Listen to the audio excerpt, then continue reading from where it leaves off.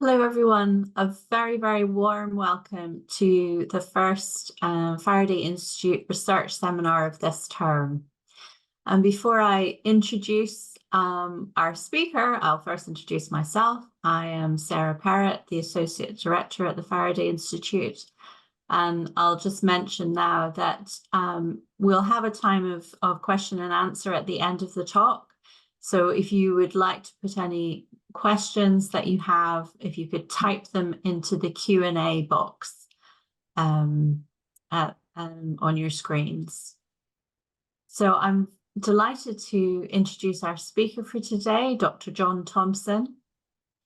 Jon is currently an adjunct faculty member at the College of William and Mary in Virginia, where he's executive director of Cambridge House, a Christian study center serving the college community there. His academic research and teaching focuses on philosophy of religion and early modern philosophy. Jon studied philosophy and classics at the University of Alabama, and then he came to the UK to continue his studies, earning an MA at Haythrop College, followed by a PhD in philosophy from King's College London. Jon became a postdoctoral research associate at the Faraday Institute in 2019 and was based here in Cambridge for 2 years, followed by a one-year fellowship at Trinity Evangelical Divinity School in Illinois, before taking up his current position at William and Mary. His Templeton-funded research project held here with the Faraday Institute, entitled Re-embodying the Soul, led to publication of his first book, The Metaphysics of Resurrection in 17th Century Philosophy, which was published in 2022.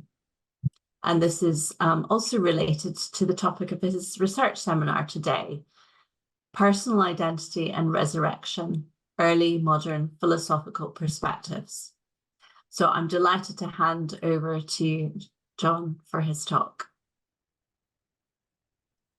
Thank you very much, Sarah, and thank you to the Faraday for this kind invitation, a kind of return to speak with former colleagues and hopefully some current friends based in Cambridge who I haven't seen in a while. I also wanted to start by dedicating this seminar to the memory of my late doctoral supervisor, Professor Maria Rosa Antoniazza. Rosa was the inspiration for the doctoral project that led to my first book and to the topic of this seminar. And she was a tremendous philosopher and inspiring educator whom we lost just last year. So I wanted to dedicate this to her memory. In 1683, the greatest of English philosophers, John Locke, penned the following in one of his notebooks. And this is the first slide. Identity of the person lies not in having the same numerical body made up of the same particles, nor if the mind consists in corporeal spirits, in their being the same, but in the memory and knowledge of one's past self and actions, continued on under the consciousness of being the same person, whereby every man owns himself.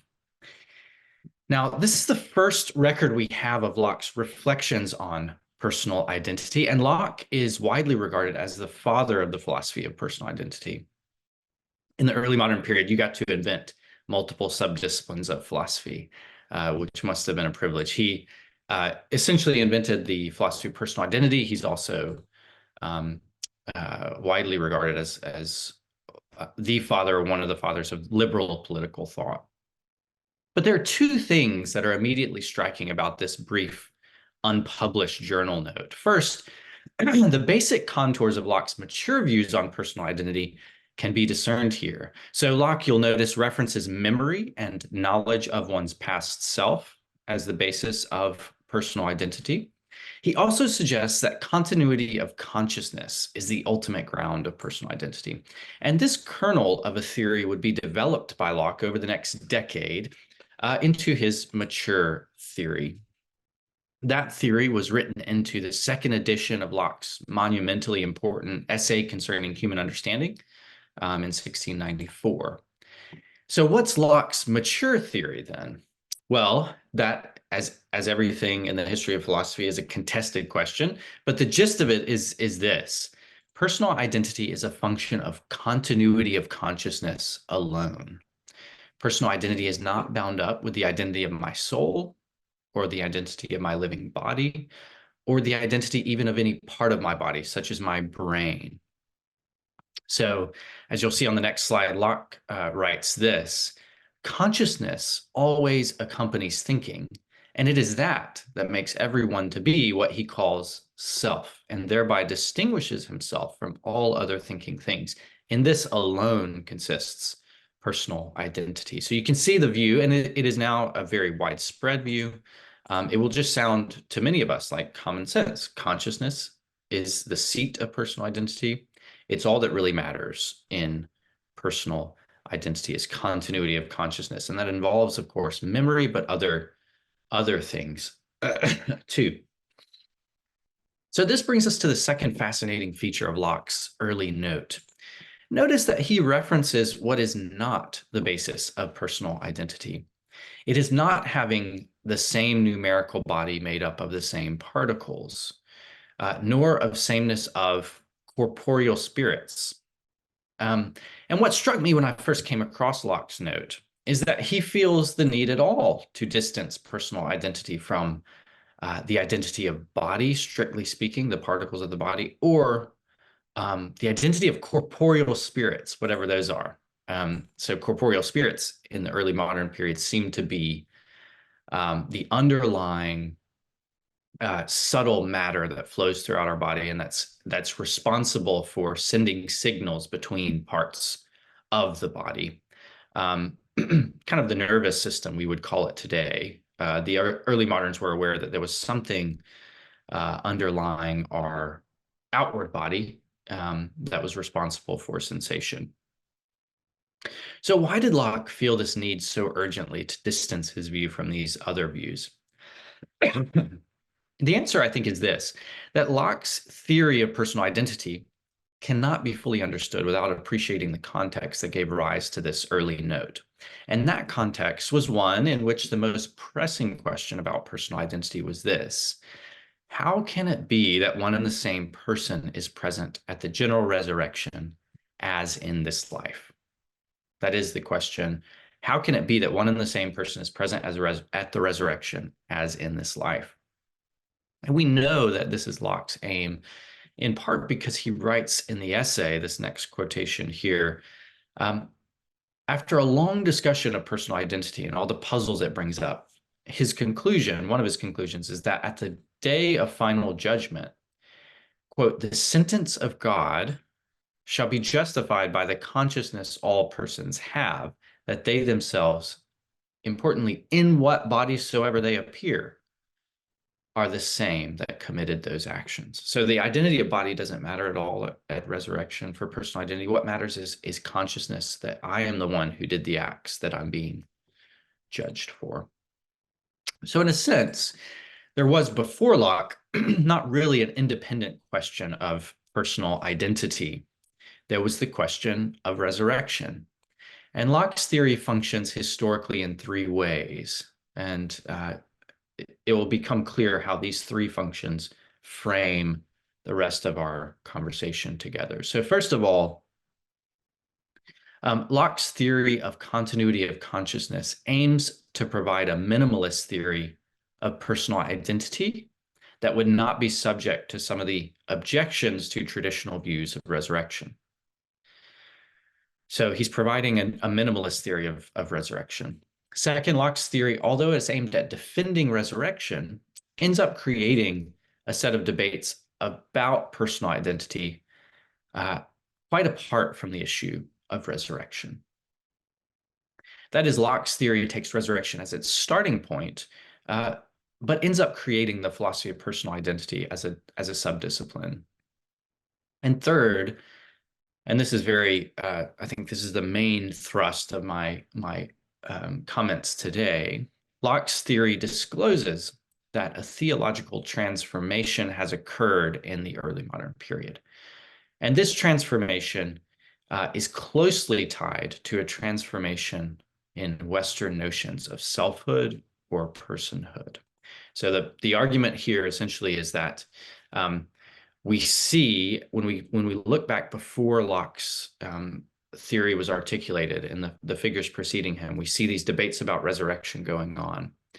And a transformation occurs, not just in the theology of resurrection through these debates, but in how Western philosophers think of selfhood and personhood.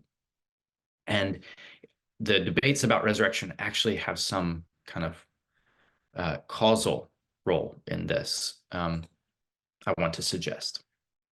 So the plan for the seminar, you can see here, we've already done the introduction. I want to talk next about the theological background to Locke's theory and to debates about resurrection. Third, we will explore a few of the main theories of personal identity as it relates to resurrection in this period. And then I want to make some concluding reflections on the significance of this historical analysis.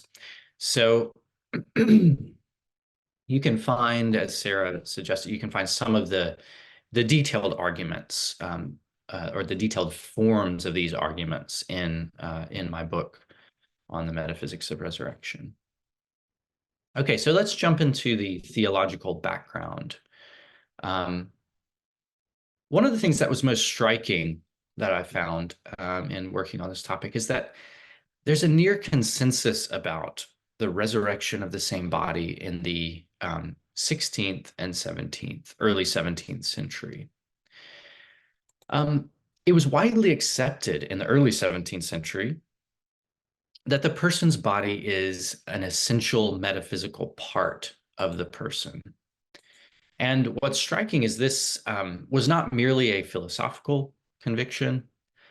Rather, it was seen as core by many to Christian identity and to the creeds that the human person is not merely his soul or mind, but is a composite of mind and body. The person is a unity of body and soul, and this conviction is most clearly seen in the doctrinal articulations of the resurrection of the body. So, for instance, there are not many propositions in the early modern period that have widespread assent among, let's say, Roman Catholics, Reformed Christians, Anglicans, Lutherans, Presbyterians. As one philosopher said, you know, if John Calvin and Thomas Aquinas agree on something, sit up and pay attention. And so what's fascinating is that these confessional groups, as diverse as they are on so many matters of church polity and salvation and all sorts of questions, they did agree on the doctrine of the resurrection. And the form they tended to give to this doctrine was this, that God will raise each person at the last day with, quote, numerically the same body that we have on earth. So I've just given a couple examples here from a Roman Catholic confession in the Middle Ages, but it's also in the Roman Catholic Catechism and a Reformed confession. So the Catholic Church teaches that all shall rise with their own bodies, which they now have. So this is a real emphasis on these very bodies we're carrying around being raised at the last day.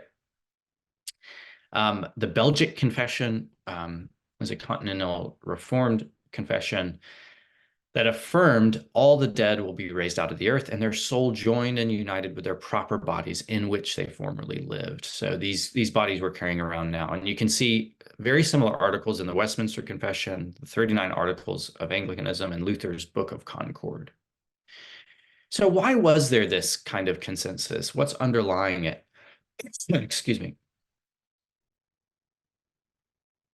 Well, I could go on quite a while about why this emphasis, this theological emphasis and confession was in place. I think I just mentioned two quick reasons. They're both, well, one is theological, one is kind of more ethical.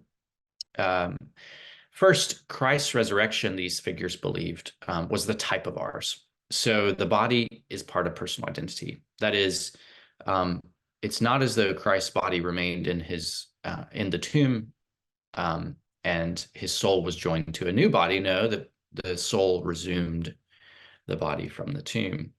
And the second reason is that many of these thinkers held to a version of virtue ethics on which the body is being habituated and disciplined along with the mind into virtuous dispositions. And so the most plausible thing would be to say that at the end of life, all those dispositions that have accrued in the body, morally speaking, are taken up into the resurrection life. And they are transformed, of course, but the resurrection is a culmination rather than a replacement of the life of virtue. So those are just a couple of the reasons these figures accepted this notion. But this brings us on to a group in the in the 16th and early 17th century that rejected the notion of resurrection. And I mention them because it will be important for understanding some of the major figures I'll talk about in a moment. This group, called the Socinians by shorthand, which were the followers of the Italian theologian Faustus Socinus.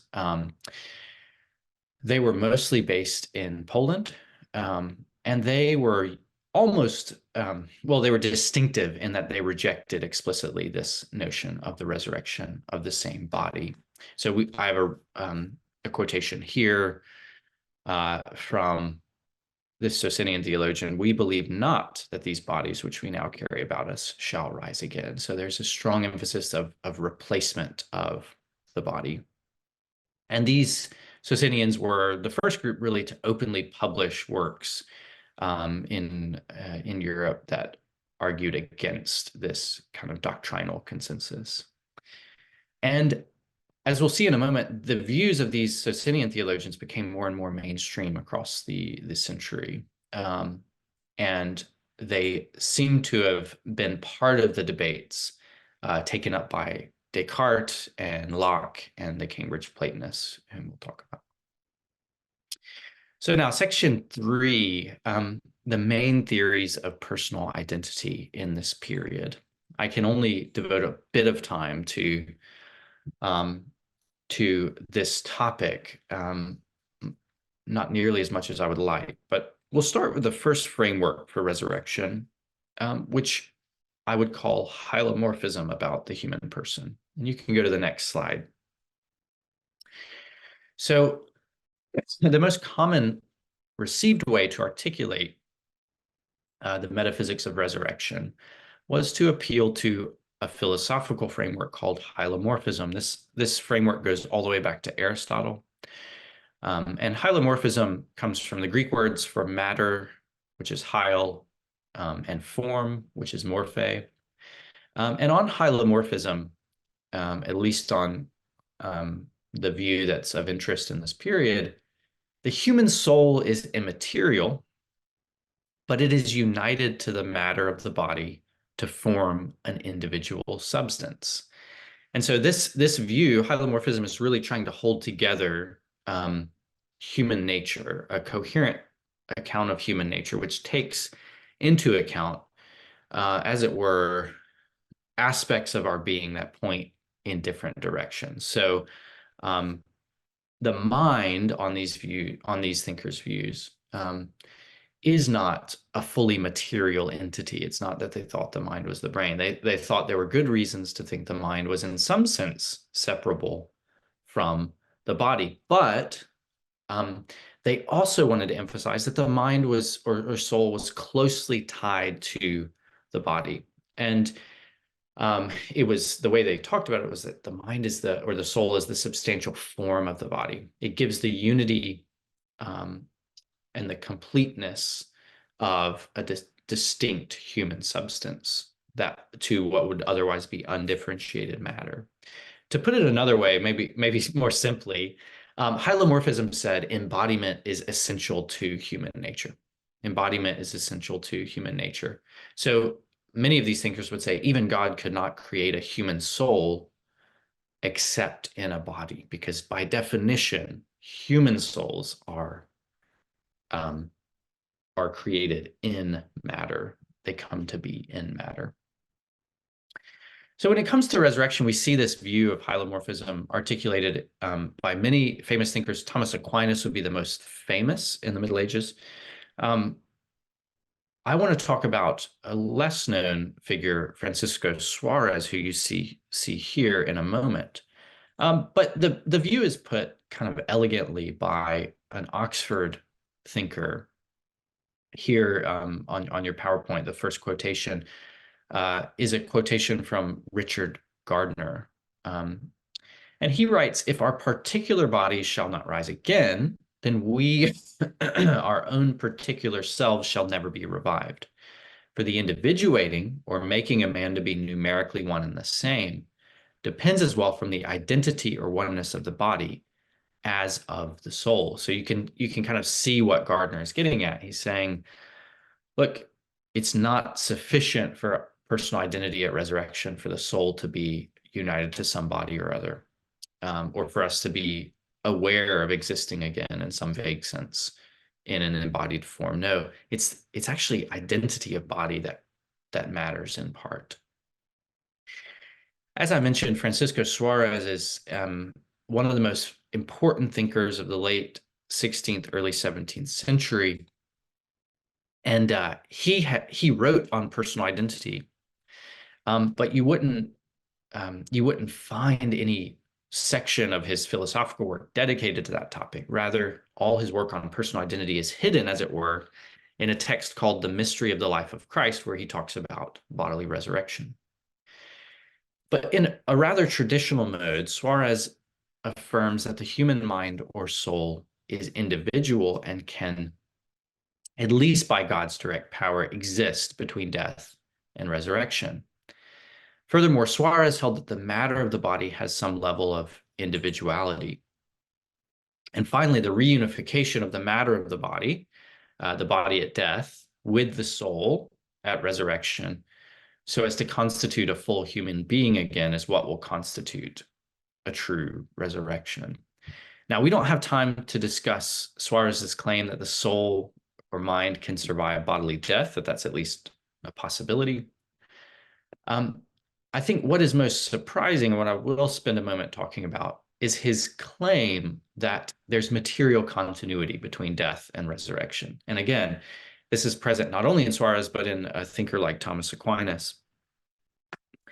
And the reasons Suarez gives are the following. I just want to note two. First of all, if there were not material continuity at resurrection, says Suarez, then there would be no conceptual distinction between reincarnation and resurrection. So what is it that's distinctive about resurrection as Jewish, Christian, and Muslim articulation of the hope of the afterlife, as distinct from other frameworks? Well, Suarez says, look, it's that there's material continuity. Just as Christ's body went down in the tomb and came up again, so there will be some kind of continuity. This is, of course, mysterious for Suarez, but he affirms it. The second reason is a bit more straightforward. Suarez thought that a human person is a rational animal, or a human animal. That is, we're living, organic, biological beings. And so human beings in this life even are characterized by material continuity. This view goes all the way back to Aristotle. So the true resurrection of a human being should involve material continuity. In support of the second claim, Suarez comes up with a thought experiment. So even these late medievals, even these scholastics loved their thought experiments like modern philosophers. He writes this, and it's on the PowerPoint. If a change of the whole body into another should happen suddenly, it would not be judged the same human being simpliciter, that is, in a strict sense, although it should perhaps happen in an imperceptible manner and with a similar organization and shape, and should be called the same simpliciter. End quote. So what is this thought experiment that Suarez has in mind? Well, imagine the particles of my body, rather than undergoing a gradual change across time in their constituent particles, imagine them all being replaced all at once, imperceptibly. Now, what would we make of that kind of case? He says, well, If it happened imperceptibly, we would call me the same person. We'd call me the same human being because we couldn't tell that the particles had been changed. But in strictness, properly speaking, if we knew that those particles had been changed, we would judge that a transformation, that is a lack of or a change in identity, had occurred in this human being, that the person I was had been, as it were, lost because of this stark transformation. And his point is just that material continuity matters for personal identity, given that we're embodied creatures. Accordingly, he says, material continuity matters for resurrection. Now, I appreciate that to modern ears. This account is frankly bizarre. There is lots more to say about this account and why I think it's more plausible than it first sounds. And I should say, I actually think when my cards are down, I think there is something about human personal identity that such that material continuity matters. But we won't be able to spend a lot of time on that. Perhaps we can talk about it in the Q&A. I think for our purposes and for the sake of time, I just wanted you to see how much emphasis there was in these pre-modern figures on embodiment and the matter of the body even. And for the sake of time, we'll move on to the next figure in our historical narrative. So this is section 3.2. We turn now to a precocious French thinker trained in philosophy in a Suarez-influenced school in the early 17th century, referring, of course, to René Descartes. And he looms very large in debates about philosophical anthropology in our period. And Descartes is famous for putting forth very strongly a view called substance dualism. For Descartes, all substances in existence are either thinking things, what he calls res cogitans, which are simple and immaterial, or they are extended things, res extensa, which are material things or material substances. And Descartes famously argues that the defining attribute of thought, that is the defining attribute of souls or minds, is incompatible with the defining attribute of extension. So, on Descartes' view, a single substance, such as a human being, cannot have both the attribute of extension or embodiment and the attribute of thought. Okay, so this is a very famous line, a famous outlook because of Descartes, and the thought is that whereas Suarez's view emphasizes embodiment as an essential part of us, Descartes thinks embodiment cannot be an essential part of a thinking substance that I am, the thinking substance that I am. So Descartes calls the soul and the body each complete substances. And the reason, it should be said, the reason Descartes is so keen to make the soul distinct from the body is because he believes it will secure the idea of the immortality of the soul and a personal afterlife from the challenge of materialism. That is, if the soul or mind relates to the body merely as an instrument, and Descartes even mentions at one point that the soul acts on a particular point in the brain called the pineal gland. So if the soul is out, as it were, outside the body, separate from the body, acting on the body, then it seems straightforward to say that it can survive the death of the body. And this leads Descartes to go so far as to say in his meditations, I am then, in the strict sense, only a thing that thinks. So personal identity really is not a matter of the body-soul composite anymore for Descartes. It's a matter only of the thing that thinks, which, remember, is strictly speaking the soul, the immaterial part of us. That is who I am, full stop. Now, one might simply assume, and I think this is often the case, that Descartes' strong substance dualism is simply the traditional position of the theologically oriented mind of the pre-modern philosopher. You might call it the last gasp of the ghost in the machine. But that reading, I have found, is mistaken. Admittedly, Descartes never wrote anything about the resurrection of the body, and his reflections on personal identity per se were cursory and unsystematic. But several philosophers that were traditionally oriented were deeply concerned about the implications of Descartes' views on the human person. In fact, a very early criticism of Descartes was that he undermined hylomorphism and therefore undermined a traditional view of the resurrection. So in some of the Utrecht disputations in the Netherlands, this is the University of Utrecht, where these debates about philosophical anthropology and resurrection were being debated. Descartes comes up in 1643, and there's this figure who I don't know that he's ever been brought to anyone's attention. I don't know that we know much about him, but his name is Lambertus van den Waterlet. He's a Dutch thinker, and he argued that Descartes' view of the soul as a separate and complete substance, and this is the next slide, is, quote, by no means suitable to refuting the Socinians, who deny both that the body is an essential part of the human being and that the body together with the soul constitutes a substance and the underlying human being. Consequently, according to Descartes' view, the body need not be raised. Okay. So what is going on here? This unknown Dutch thinker is saying, wait a minute, Descartes, we're getting ahead of ourselves. If we accept substance dualism in your strong sense, then it leaves us open to all these charges from the Socinians. Remember the group that was denying resurrection, the resurrection of the body. The essence of this argument is the coherence of a traditional view of resurrection is tied to hylomorphism and undermined by a strong substance dualism. And this criticism is also mentioned by Antoine Arnauld. I won't go into that here for the sake of time, but Arnauld was a French colleague of Descartes and thought, look, Descartes' views are very interesting, but it's going to lead back to what Arnauld calls Platonism. That is the view that the soul doesn't really have an essential relation to the body. Now we come on to the Cambridge Platonists, section 3.3.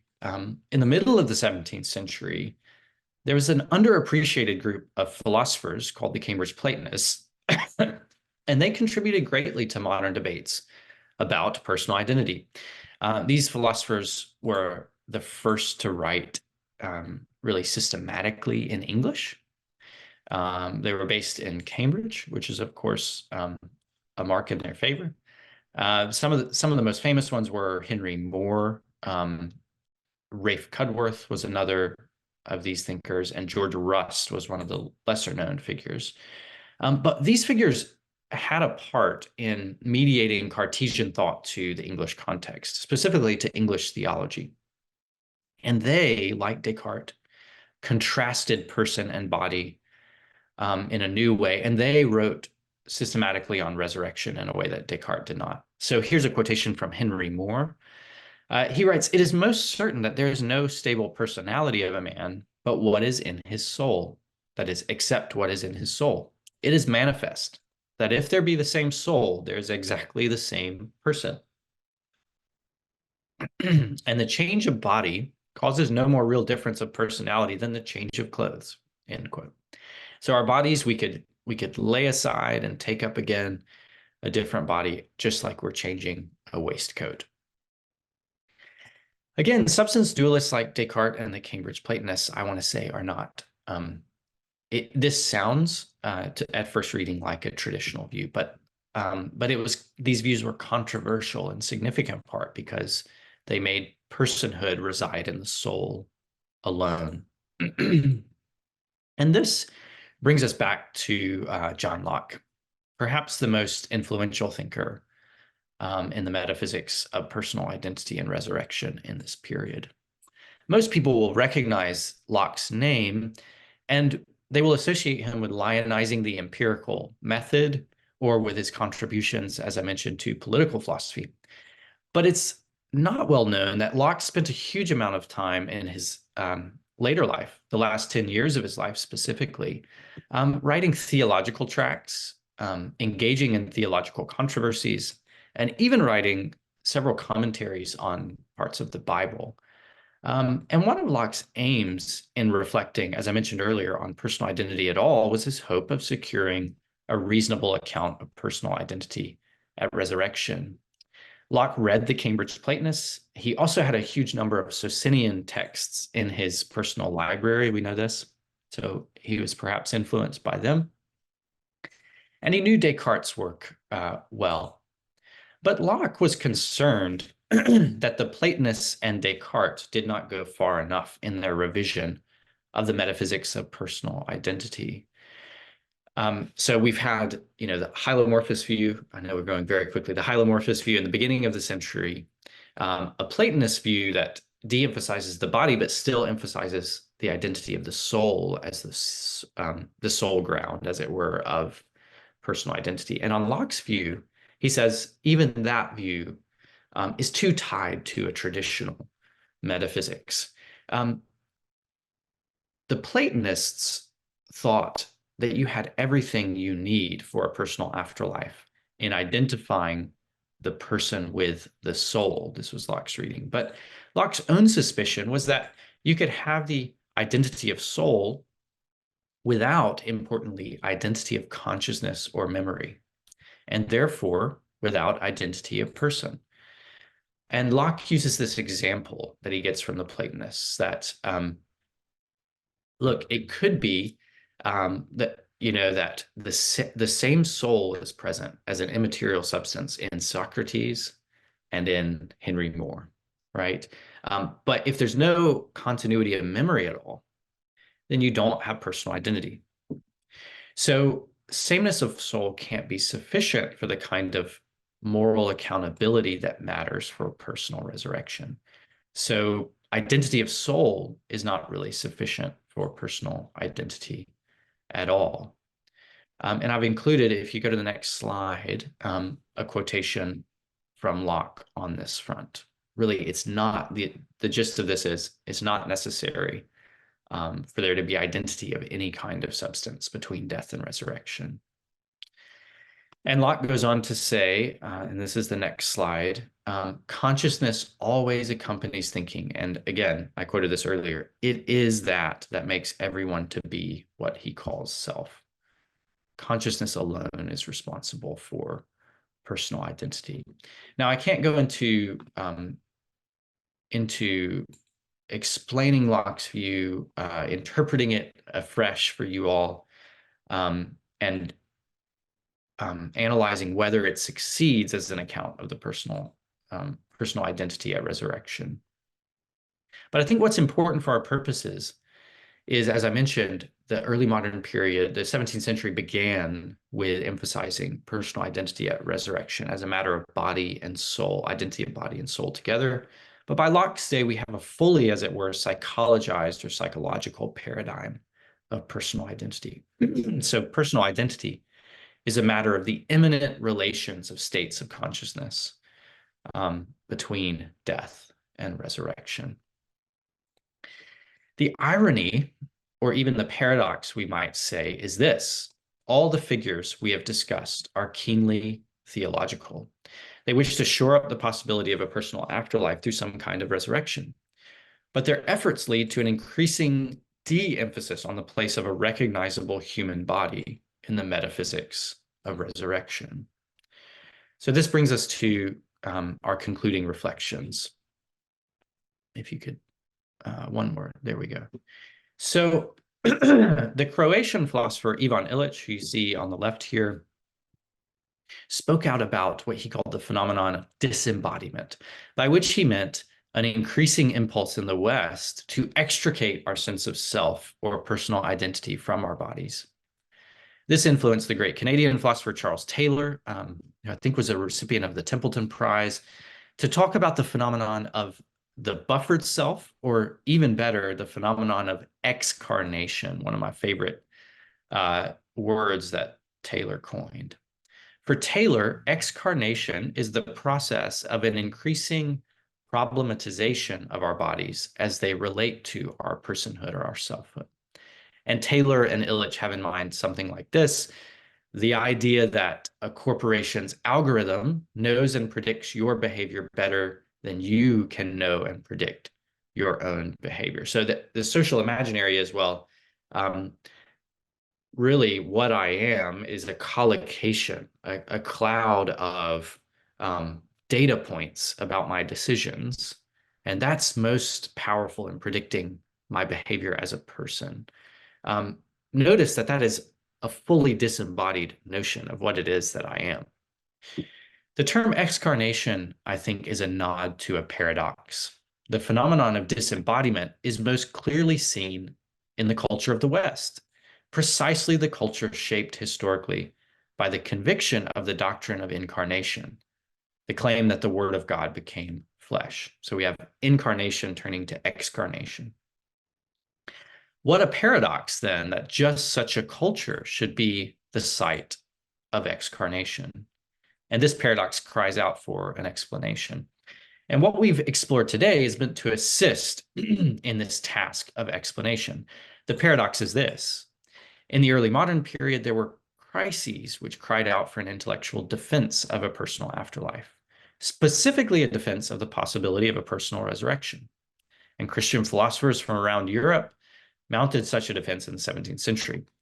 But in so doing, they appealed to frameworks of thought, such as the forgotten elements of Platonism, that increasingly transformed the very theological category of the resurrection of the body. At first, the resurrection had been a function of, as it were, a visceral re-embodiment, this emphasis on matter. Then the identity of the person at resurrection was defended through sameness of soul alone. And finally, we saw unlock an emphasis on even the identity of the soul as a substance, as misguided, providing sameness of consciousness as a more universal basis for belief in resurrection. But at the end of this process, the person had arguably been transformed in the Western social imaginary from a fundamentally fleshly being in whom the image of the divine is paradoxically present to a fully psychological self. Whether or not this transformation constitutes a virtue or a vice in our social imaginary is a topic for another day. Thank you very much for your attention. Thank you, John, for a fascinating talk and for giving our embodied minds a serious workout. We've got a number of questions that have come in, and I do encourage participants to type their questions into the Q&A box. So starting with the first question, could you speak to the historical development of doctrines about the resurrection of the dead, or indeed of the flesh, to the resurrection of the body, or indeed a resurrection of bodies? Thank you. Yes. So as a philosopher, I kind of have had to, as a historian of philosophy, I've had to kind of get into the weeds of the history of theology, because it's so, it's hard to tear those apart, and especially in a period like the 17th century. So I hesitate to speak too much about the history of theology, but I think we do have some clear guideposts here. So for instance, if you look at the Apostles' Creed, which is one of the first ecumenical creeds, we recite it in churches. It's recited typically in English as the resurrection of the body and the life everlasting as the last line of that creed. Well, what's fascinating is that the original Latin, there are two words available. One is our notion of body that it's often translated as. Another is the word for flesh, which is carnis in Latin. The Apostles' Creed actually uses the flesh word, not the body word. But for some reason, we've kind of adopted a softer terminology for this. So I would say in the early church, there was this very strong insistence on the language of flesh rather than body. And there are lots of reasons for that. One being John 1, the word became flesh. Again, in Greek, there's a there's two words you could use. There's a body word and there's a flesh word. For some reason, John uses the flesh word, which makes, apologetics in the ancient world a lot harder. It makes theology a lot harder to figure out, why flesh? Because flesh emphasizes the very stuff we're constituted by, not just our shape. So the reason I think this was emphasized is that there were certain authors in the early church who wanted to say, well, the word took on a body and bodies will be raised rather than flesh. And the reason they said that is that they thought that it was difficult to explain to Greek culture the notion that Christ came out of the tomb with a recognizably human body. Surely he came out with a body that was totally different, not only in quality, but in substance. And these early church fathers felt, no, the scriptures are clear on this. It's a fleshly body first to last, and we have to uphold this. So that would be part of the dynamic. And I would say that emphasis continues, not without exceptions, of course, but that emphasis continues until the early modern period. And then we start to see transitions in the 16th and 17th century where body begins to replace flesh. So that takes us on to the next question. Is there a clear intellectual line between Hebraic holism and hylomorphism? Can hylomorphism be directly traced to Hebraic holism? Great question. That's a wonderful question. I mean, I think one of the things that comes to mind is the book of Job is a key kind of data point for these early Christian theologizers of resurrection. And Job says, in my flesh, I will stand on earth and see my Redeemer. So again, I don't know Hebrew well enough to say, but it seems like flesh is the emphasis there. He even says, with my own eyes, so the emphasis on resurrection is a very fleshly one in Hebraic thought. Now, is there a kind of rupture between Hebraic holism and hylomorphism, which has dualistic aspects for sure. So most of these hylomorphists would say the soul survives the death of the body. Now, the soul, when it's away from the body, is not who I am. It's just a part of me waiting to be re-embodied. But there's a dualistic element. I mean, I think the answer to this question depends how you think of what the questioner called Hebraic holism. I mean, I think there are versions of Hebraic holism which would say, which are essentially physicalist. That is, they view the Hebrew scriptures as saying we are fully physical entities and will be recreated at the last day, and there's no part of us that survives between. Others would say, and I think this is probably a minority report in scholarship of the Hebrew Bible. Others would say, well, there is an undertone of a kind of dualism, soft dualism, even in the Hebrew scriptures. So when God breathes into the first parents in the Genesis account, they become a living being, a living soul, it's sometimes said. But there's this notion, and certain scholars have argued for this, that perhaps there's an immaterial part of the human person. You don't have to say that that's all that the person is in a strong kind of Greek way, but there's an immaterial element. There's at least space within the Hebrew mind for that notion. And that's certainly the view that is taken up, I would say, by the majority of church fathers, is that there's this that Hebraic holism is compatible with something like hylomorphism, a soul-body union view. So the next question also touches on that. To what extent do Locke's ideas about human freedom influence what he has to say about the resurrection, especially in terms of the view that soul is a free gift from God and not tied to the inherited body? Yeah, so in what sense is Locke's theorizing about freedom? Can we relate that to what he says about resurrection? Yes. This is a great question. Not thought about it before. So, I mean, I think I could answer. I don't know that he says anything in particular about this relationship, but I think in general, Locke's theological outlook is uh, actually, ironically, biblicist in the sense that he thinks believers are totally free to hold any range of views theologically, um, as long as they're compatible with what is explicitly taught, as it were, word for word in the Bible. So Locke is, he's uncomfortable with even a doctrinal standard like traditional Trinitarian theology, not to mention these views on resurrection. So he says in different places, well, this word does not occur in Holy Scripture. I mean, three persons in one substance. That formulation is not in the New Testament. So how can it be required belief for the individual Christian?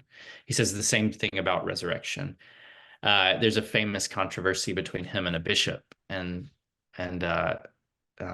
Locke was always salty. So the bishop says, how do you hold this standard up that everything required of belief has to be in Scripture? Like even the resurrection of the body is not there. And Locke says, oh, you're right. I'll change that. I don't accept resurrection of the body anymore.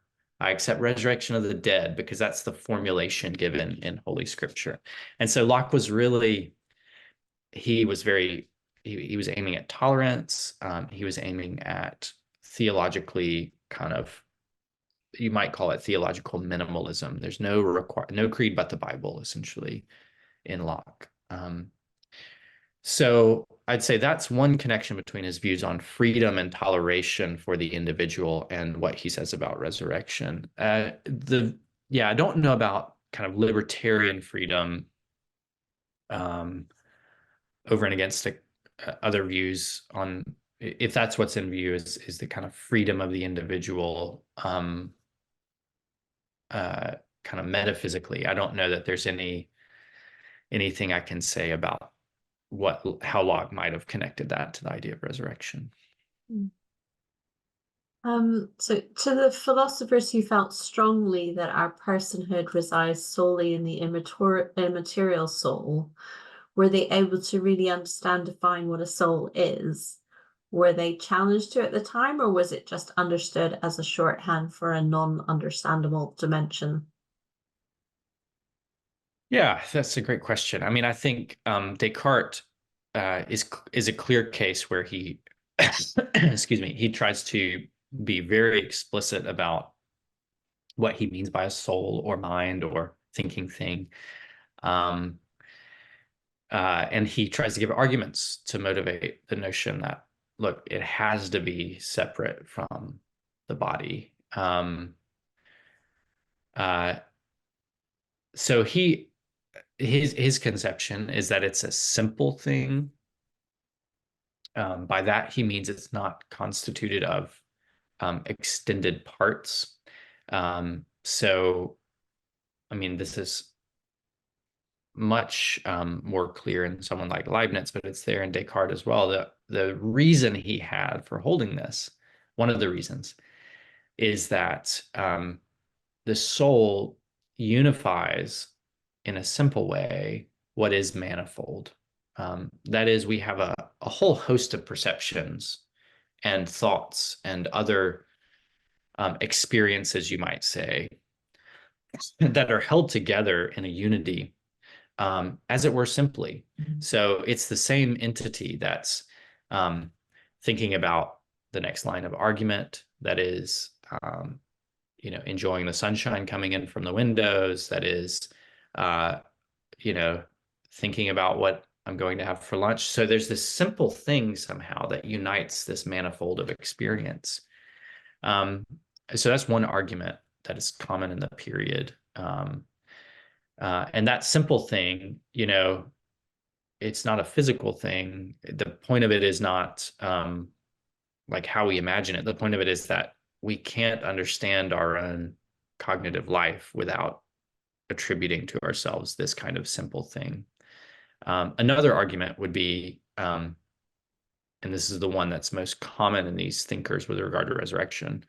You saw it in More. Look, we can't account for identity across time at all if we don't have some stable seat of personality or personhood, which is the soul. Our bodies turn over matter all the time. I mean, everyone has known this since Aristotle.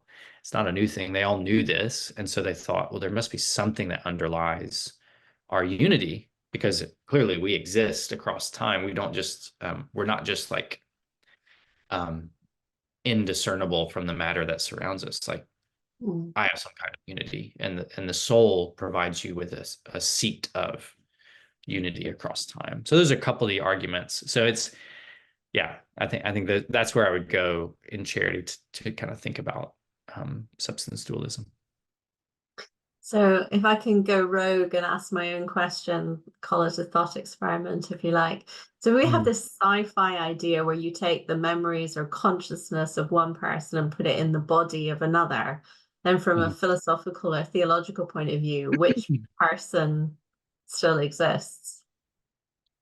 Which person is Yes. it then? Yeah. So this is, you say sci-fi, but Locke has exactly this thought experiment in his, so that's one of the things that's wonderful about this area, is that the weird and wonderful makes it in. And the resurrection is weird and wonderful, but so are all the thought experiments, So he has this example of the prince and the cobbler. He says, imagine you've got a prince and a cobbler, a workman, and all of a sudden, the princely thoughts of the prince are transformed or transferred to the cobbler, and vice versa. The cobbler begins the body of the prince, as it were, begins to utter in the vernacular, presumably, and attitude of the cobbler, his concerns about his next job as a workman, and the cobbler's body begins to utter all these concerns about statecraft. So surely, Locke says, we would lean toward saying the person that was in the prince is now in the cobbler. And I think, philosophers have a lot to say about this kind of example. I think, on my own view, when we're thinking philosophically and theologically about this, I think philosophically it runs to take Locke's view that consciousness alone is the seat of personal identity, runs into some problems, because it seems to me that persons are, whatever we are, we're individuals. And individuals can't be realized in multiple bodies at once. So one of the things about the prince and the cobbler view is you could have this original case of the prince and the cobbler, and you could then multiply the thoughts or the consciousness, as it were, of the prince in two cobblers. And it would look like, well, what was one person has turned into two identical people, because you've got all the same evidence of personal identity in the two cobbler bodies. So that seems to me to violate a basic criteria of personhood. And so this is why I think, in the end, I alluded to this, but in the end, Locke's account needs some kind of substance metaphysics to underlie his account of resurrection. And now there are different views. There could be soul alone, there could be hylomorphism, there could be what's called animalism or physicalism today. That's another option, where I'm identical to this particular organism. That leads to problems with the resurrection, but that's a view that's out there. But I think you have to appeal to substances to rule out as it were, the multiplication of people, which is an absurd consequence. Well, thank you, John. Thank you for a wonderful talk and a very enjoyable discussion. I will say goodbye to you now, and look forward to staying in touch.